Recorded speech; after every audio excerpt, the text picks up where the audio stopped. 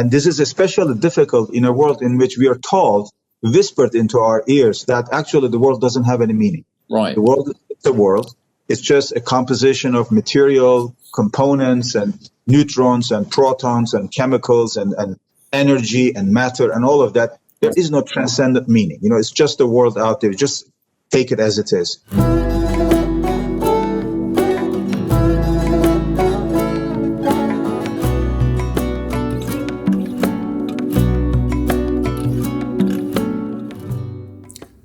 Mr. Ibrahim Kalin, it's an honor to have you with us. I'm a big fan of yours. I've been following all your works.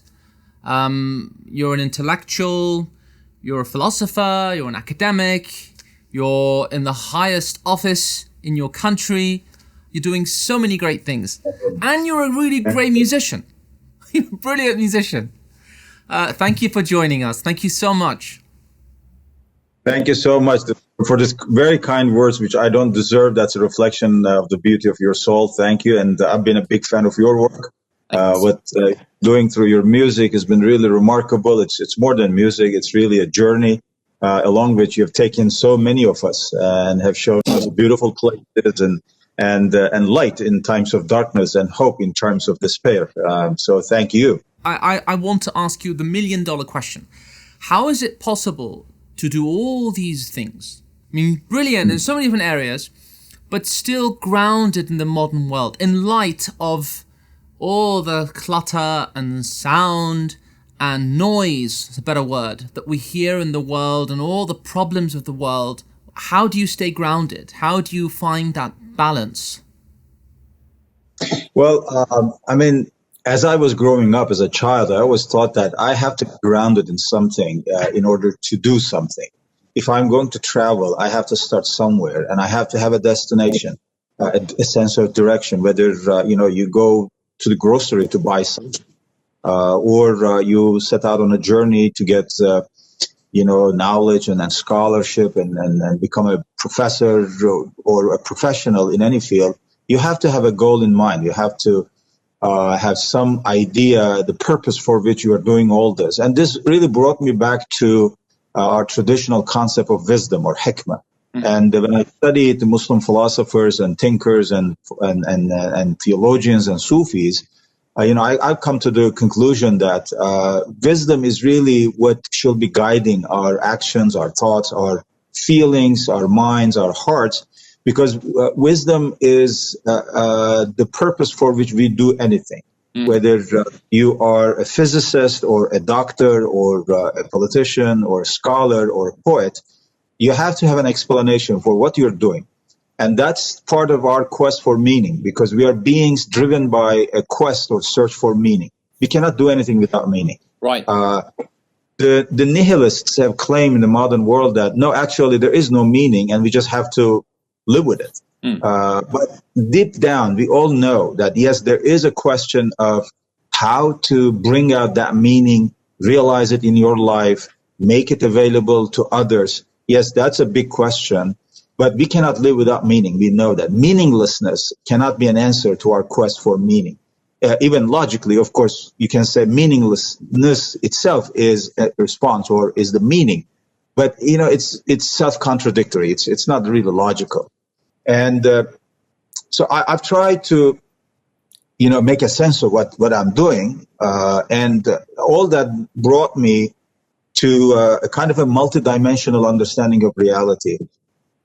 My reading of my own existence in this world and everything else, from politics to music, from academia to social issues and other things, gave me the insight into the fact that reality itself is multi-layered. Therefore, my response to it needs to be multi-layered too, meaning that if I cannot reduce reality to one single component of it, which I cannot logically, because the world is so rich, reality is so multifaceted, I have to have the intellectual, spiritual, artistic abilities, capabilities, capacities to respond to different aspects of reality. Because to be honest with you, we are lost in this world of noise and overspeeding and overdoing everything. Yes. And you always need a time for self-reflection. You need to pause a little bit. How do you do that? It's hard because the world passes by you. It's moving too fast. But as Tolstoy once said, if you're running in a beautiful garden, you cannot see any of the flowers. You just have to slow down. Sometimes just stop before a rose or a tulip or lily or something to witness the beauty of that flower. If you're just passing through and running and rushing, etc., you're not in a garden. You miss out on so much. You just have to slow down a little bit. But you do it in a way that you don't obviously neglect your duties. You don't fall behind. Therefore, you concentrate on what is important. You have to have priorities. You can spend all your time, your days on secondary stuff and on all kinds of things that distract you from the real issue.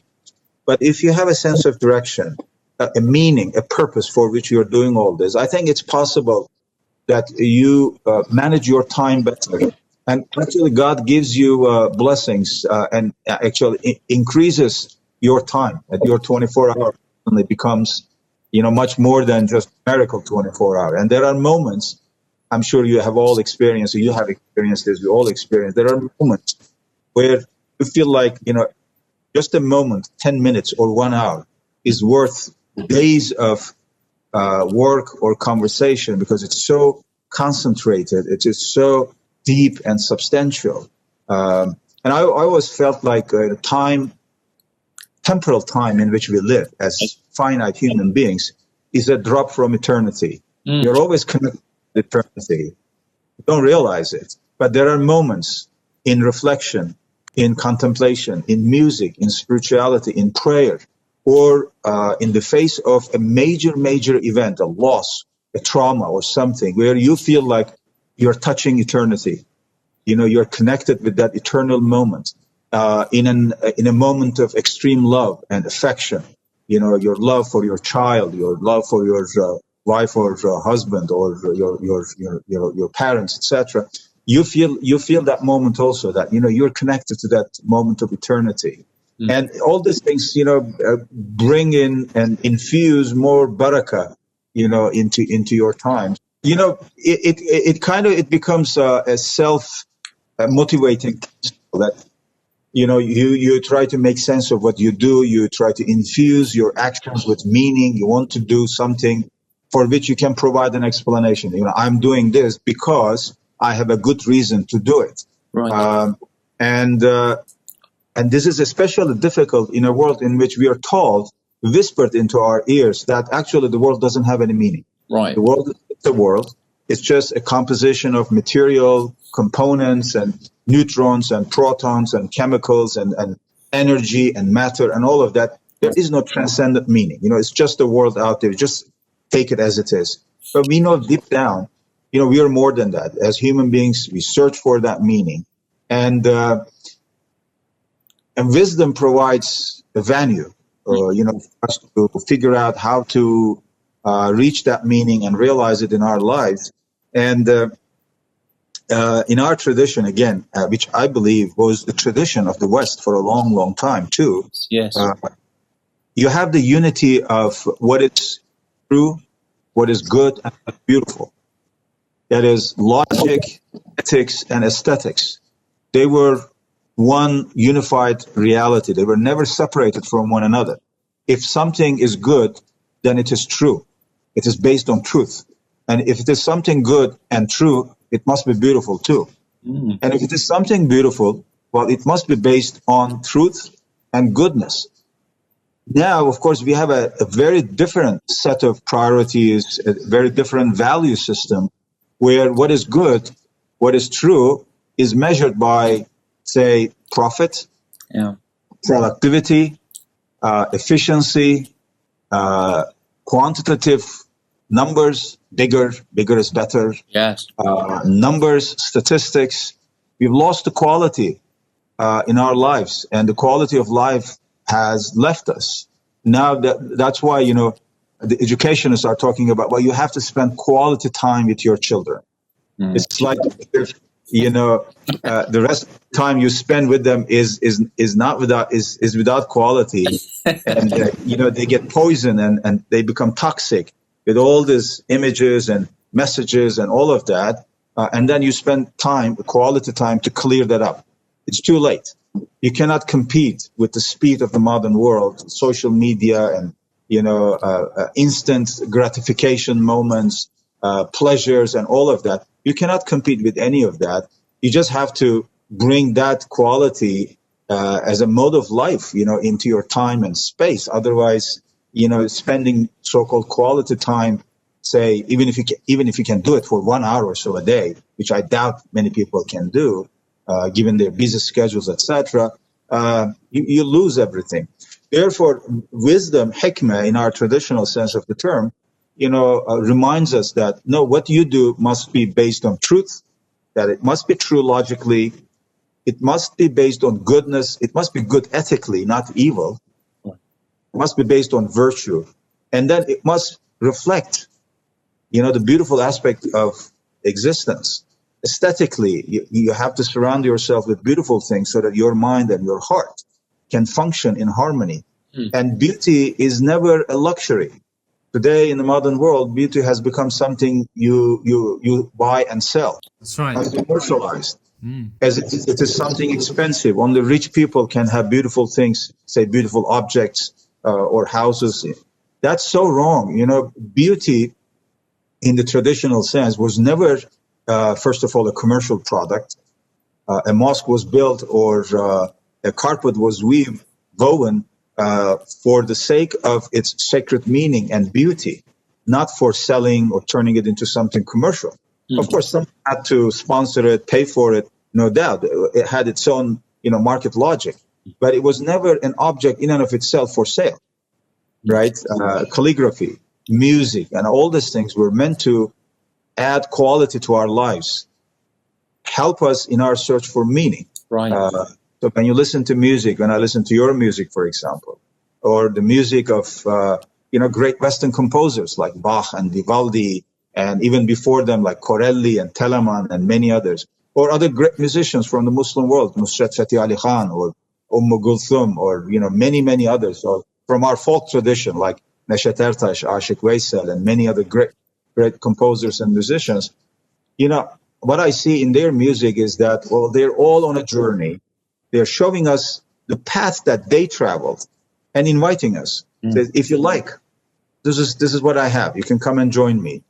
And, you can look at different experiences in that journey. So all this,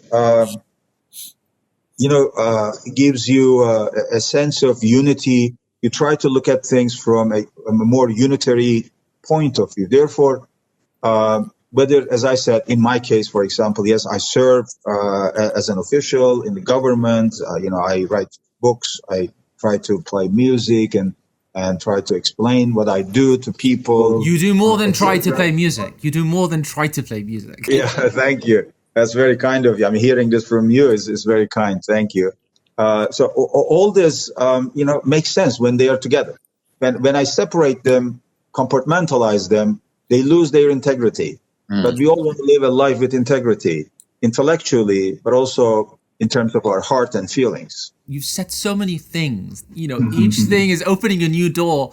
You got philosophical, which is lovely. I'm a student in this area. You're a ustad. You're accomplished. You're a teacher. You talked about different realities.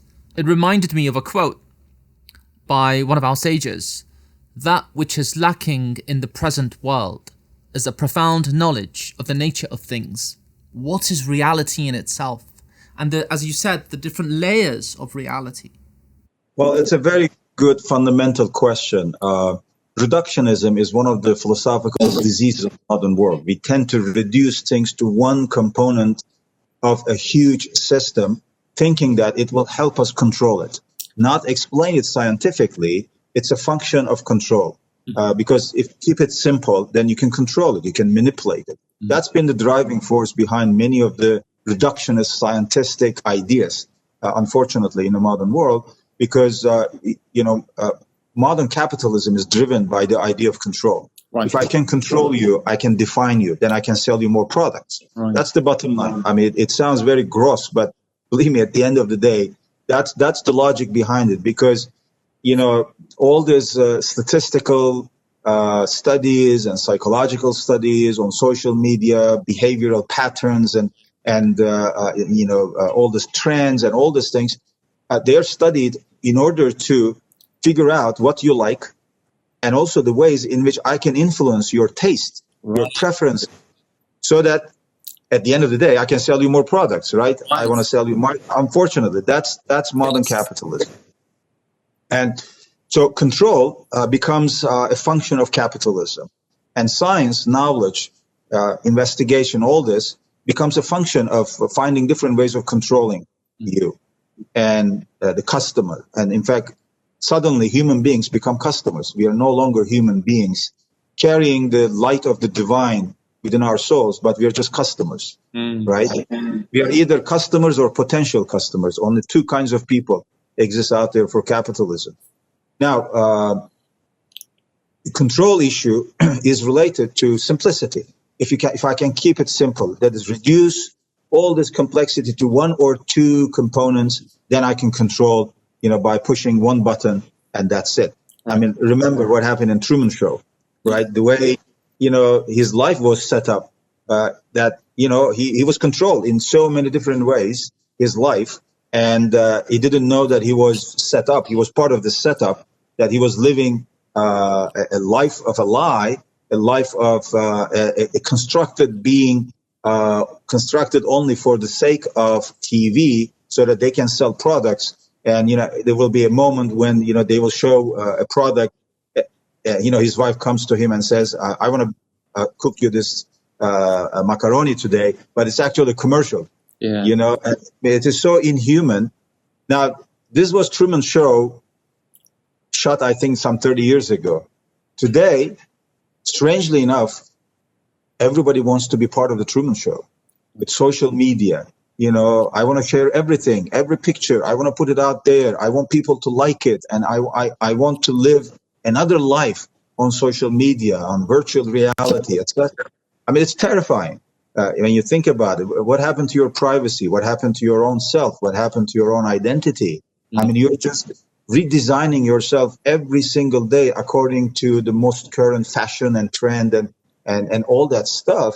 You're no longer yourself. But modern capitalism actually provides the means to make it happen so that I can control. The point is, reality is much more complex than to be reduced to one of its components. As our Muslim philosophers and many others like Heidegger in the Western tradition have said, existence, al-wujud in the philosophical sense of the term, is more than the total sum and collection of individual existence. That is, I am more than a collection of my organs. I'm more than my hands, my feet, my eyes. Yes, they're part of me. They are me. But when they come together, I am more than my organs, right? So you cannot reduce me to my hand or eye or ear. Yes. Right?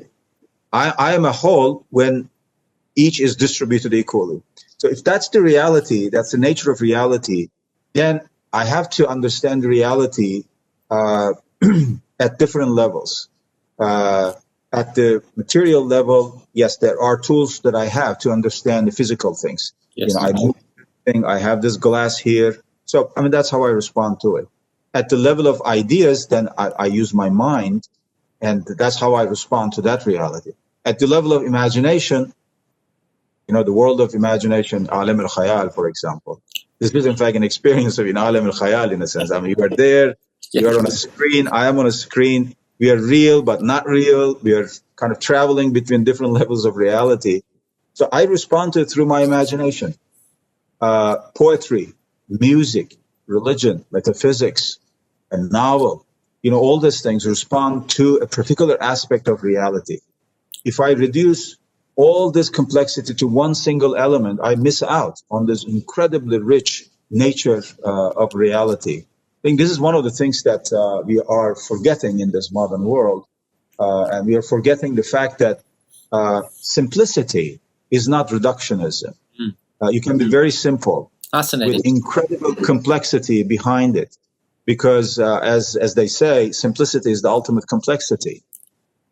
You know, you want to do it in a simple way without reducing it to a single component or element. It's like, for example, your music, right? I mean, you sing something, you carry a feeling, a sentiment, an idea, you know, in that song, and it's a little journey. You're inviting us to join you there, and sometimes musicians also feel this, like the best moment you reach is the simplest moment in a musical tune. It's not this very complex, you know, the type of thing, but rather, you know, very simple sound, which actually, in my view, is a reflection of the celestial sounds. We just bring them down here, or they kind of let themselves to come down here. Wow. We connect with the eternal sound, and that's how I, you know, when I hear great musicians, great composers, I feel like they just went up to the heaven, brought this down, and wrote it on a piece of paper and played it. It sounds so uplifting, so spiritual, so deep. So this cannot be reduced to simply some physical, chemical actions or reactions in my brain. It will be insulting to human dignity to claim that this is all about these chemical things happening, you know, in my mind. Why are they happening in this way and not in another way, right? You talked about so many things again. Each one of those allusions open new doors for questions. I don't know if we have time to talk about this, but could you maybe talk about why, especially in the West, why this desacralization process took place and why the trajectory was somewhat different in other traditions, say in the Islamic tradition or the Hindu civilization or other civilizations, traditions. I'd love to know about that. And then I'd love to talk about music. Yeah, well, very briefly, the rise of modernity had everything to do with the failures of Christian theology and traditional Christianity in the West. When the Christian churches stopped providing convincing answers, that is, when they lost their wisdom to explain why things were happening in that way, you know, other venues open up, and enlightenment, you know, became the dominant ideological trend and the philosophical outlook for the West, for Europe first, and then spread to the rest of the world. That's a long history, of course. You know, I don't want to, you know, get us lost in that history, but it is an important part of our story because we've become influenced by it, and our minds have been shaped, you know, by all this grand generalizations. Even the words, I mean, terminology we use, you know. They call everything medieval dark ages. That's right. Well, it wasn't that dark, first of all. Yes, there were dark moments, but there are dark moments in our modern history, too. I mean, genocides, the Holocaust, 2 world wars, chemical weapons, weapons of mass destruction, and all of that. Well, these are very dark realities, but we don't call this age, you know, dark age. We call it information age. We call it now with many other names. But the reality is that when a great tradition stops asking the right questions, it begins to die. This is true for all traditions. Same happened in the Islamic tradition. For some time, members of the Islamic tradition, scholars, luminaries, intellectuals, intelligentsia, and others, stop asking the right questions. They either stop asking questions, saying that we don't need this will take us too far afield, we're going to lose our faith, etc. You cannot stop human thinking in the name of protecting the faith, because if you do that, faith becomes devoid of content, and you lose it loses its persuasiveness. And if you lose it, and sentimental, it becomes sentimental. It becomes purely sentimental. Yes, I believe because I love my family. I believe because, you know, I love our mosque. But when you are challenged on an intellectual basis, why you are believing in this tradition, why you are believing in God, why you are believing in the hereafter, and you don't have good convincing answers, then faith becomes sentimentalized. Yes. And that's a big danger for faith. Because once you take away that sentimental element and put something else in it, that's it. It's gone forever. Right. You cannot recover from that. So you have to keep the intellectual principle strong. Unfortunately, the Christian tradition in the 17th, 18th centuries lost that. They were not able to provide new answers. And another, path was open in a sense in the West, enlightenment and the rest. So when you stop asking questions, that's a big danger for any tradition. And then when you start asking the wrong questions, that's another problem. You get lost. You have to find, what the right questions are. You cannot avoid them, so that you keep the tradition alive and moving. Tradition doesn't mean that you mummify the past. Tradition doesn't mean that you simply have a nostalgic idea about what happened in the past. Tradition means that something very precious has been given to you, and now you're asked to do something with it. Right. And if you don't know what to do with it, you are basically betraying your tradition. You're not giving its due. If you take that tradition, bring it today, revive it, revise it, energize it, vivify it, and then add something to it, and then you're part of a living tradition. Otherwise, tradition becomes just history. What you need is not history. What you need is a living tradition on which you can shape your present and future. It's only through that interactive and dynamic approach or a relationship with tradition that we can benefit from the great luminaries of the Islamic tradition. Yes, Imam Ghazali is extremely important. From Al-Farabi to Mullah Sadra, they are extremely important. From Ziryab, right, in Andalusia, the great musician, to Mimar Sinan, the architect. But you just don't want to simply admire their work. You want to learn from them. You want to engage them. I want to ask questions to Al-Ghazali and Farabi. And, I want to get answers. But then, I have to ask the questions of the today, of the present day, and come up with answers that will make sense in that long tradition of thinking through reason and through our hearts. My question now is really about music. I love the way you play Bağlama. I love your Bağlama playing. The last piece I heard from you was the Ashik Veysel piece, actually. Sure, yeah. Lovely. And I did some research on him as well. As fascinating. I was ignorant about his life. Your voice is really unique. Really unique. Mm-hmm. Because it has this beautiful warmth in the low mids and mid range, and I don't know, I love it. I really love your voice. I think you should do more music. Thank you should you. release more content. Do you have an album? Thank you. Well, first of all, thanks again for this very kind words, especially coming from you. That's true.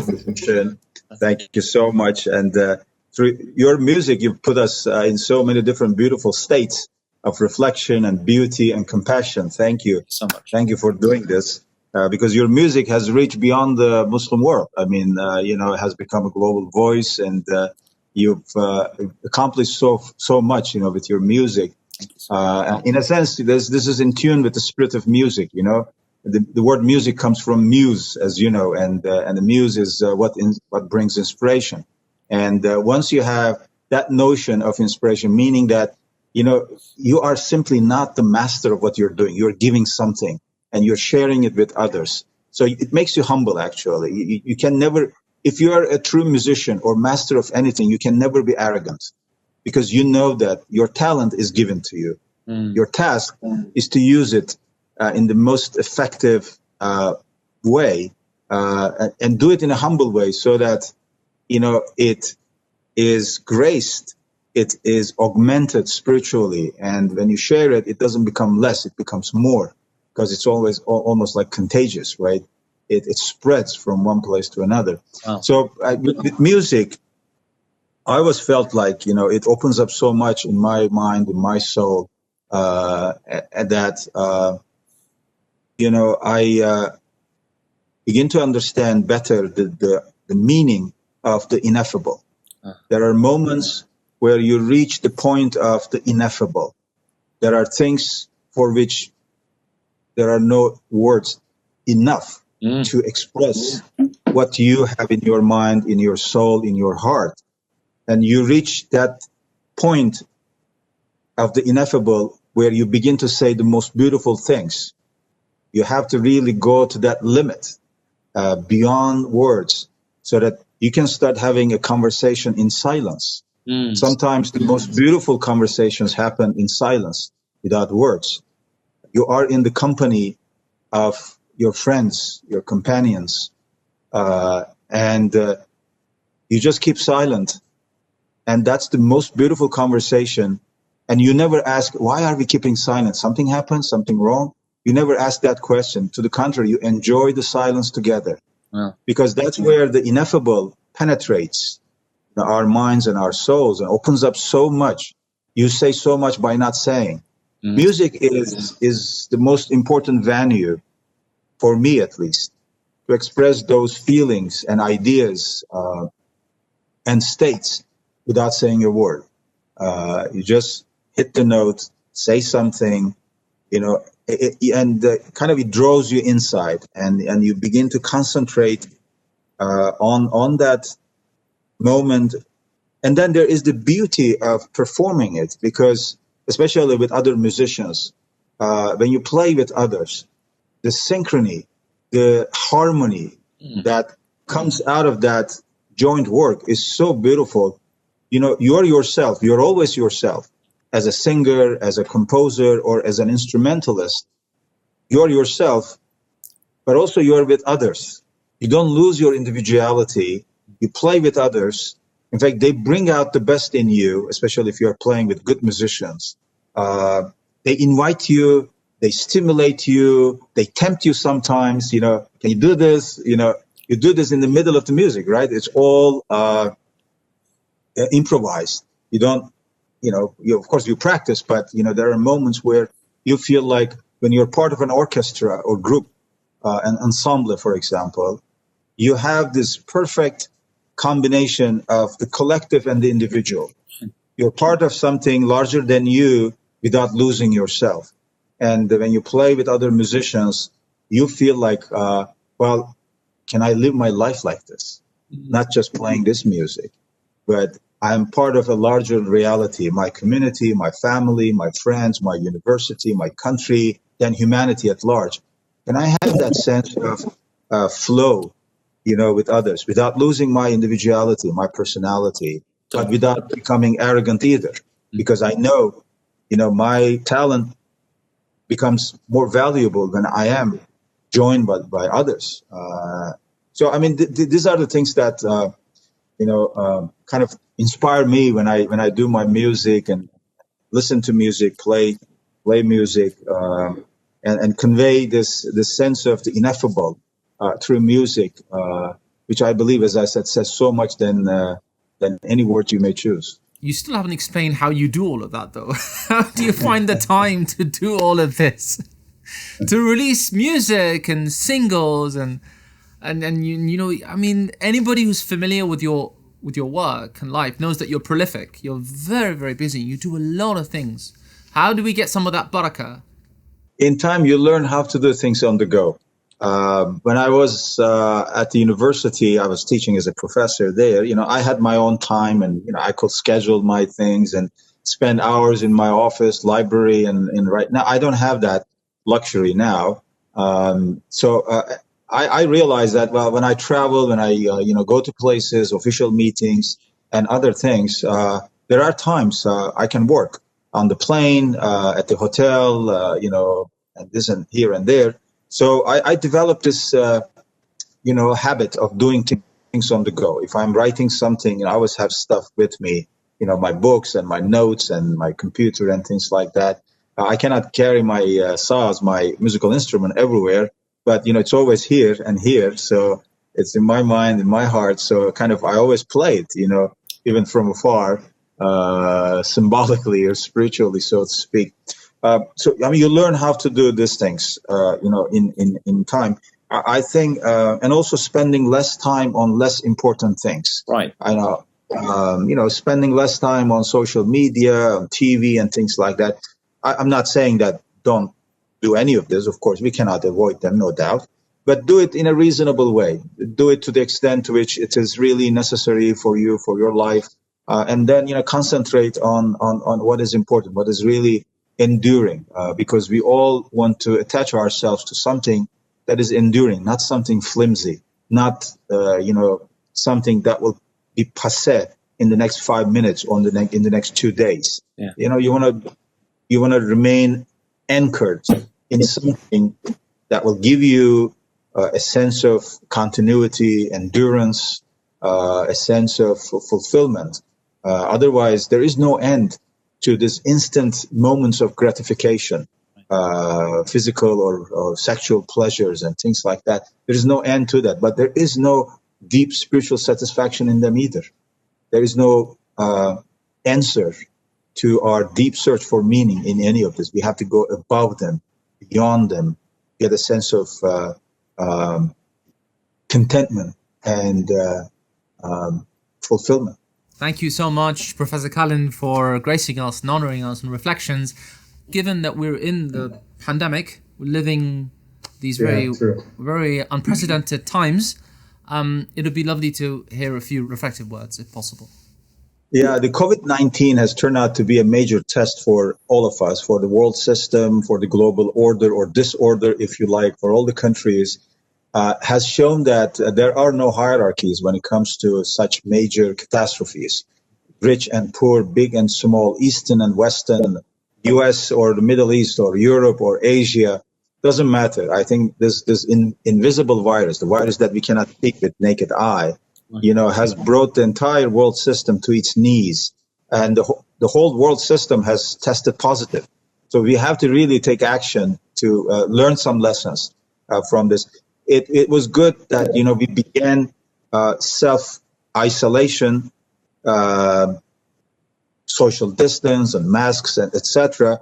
But what's more important is to show the ability to move from self-isolation to self-reflection, from self-quarantine to quarantining ourselves from all that is evil, that is base, that is gross. If we can develop those, and I think we've learned through this process that we can live with less, materially speaking. Right. Less is better. And as Schumacher said many years ago, small is beautiful. And I think we again remember that small is possible, is beautiful, is more meaningful, and it doesn't have to take a global pandemic, a disaster like this, for us to remember that, in fact, as human beings, we can live by being less dependent on what is lower than us, that is material things. Let's depend on something that is higher than us rather than lower than us, that will pull us down. So I think these are good moments of reflection for all of us in terms of the overall purpose and meaning of our lives. And we've been given so many blessings. The fact that we breathe, the fact that we are able to speak, the fact that we are able to see, the fact that we are able to hear. It's time to understand how precious these are, to be able to see the sunlight, to be able to hear the songs of the birds, to be able to touch, a fruit that you're going to eat, to be able to taste a cherry or apple, and appreciate how precious and important they are, and never take them for granted.